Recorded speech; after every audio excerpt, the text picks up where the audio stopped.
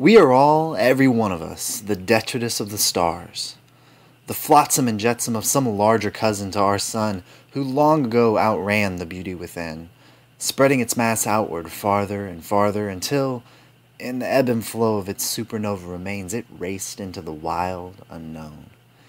It blazed a path ahead of its remains, leaving a call to the great darkness of space, a pioneer for a future time, billions of years in the past.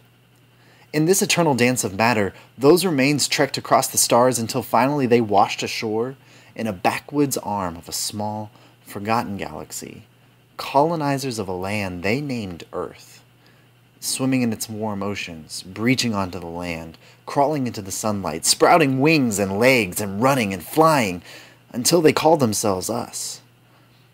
Forgetting our starlight, we flourished, a people of mortar and stone. We razed cities and armies, and burned both equally to the ground. Beneath our mortal toil, though, the eternal remains of that forgotten star called to us. It begged us to remember our celestial origins, to remember our greater, noble births, when once we danced among the galaxies, spreading our wings across space and time.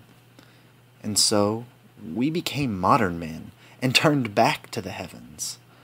Not as prodigal children returning our eyes to our fathers and our mothers, but as observers, believing in our ignorance that our sentience was greater than the hiding black hole or spinning asteroids or the gentle terrestrial giants guarding their childlike moons.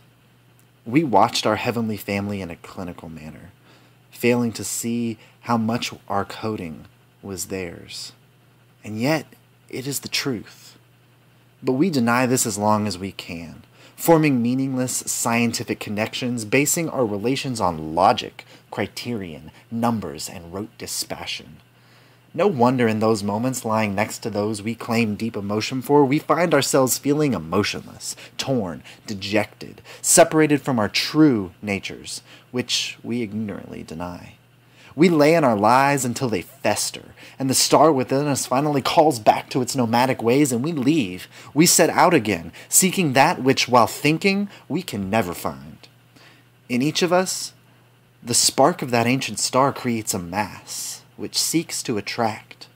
It pulls other masses to us, and swirling around each other in the slow dance of eternity, we fall into orbits, combining and merging, forming larger and larger galaxies in the space and time of our shortened lives.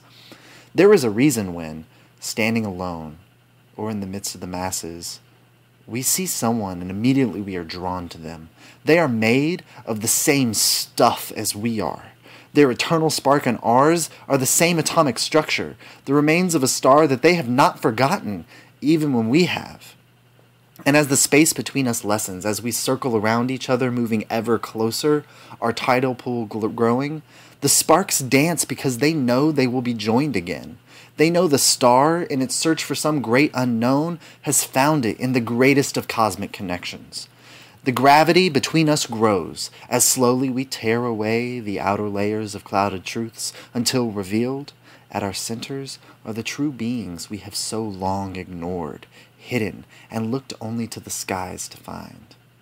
In those moments, as the gravity becomes balanced, centered in a space between them and us, our sparks unite. We are born again, birthed as only stars can be, in a flash of bright and purifying light. The light of creation, the light of life.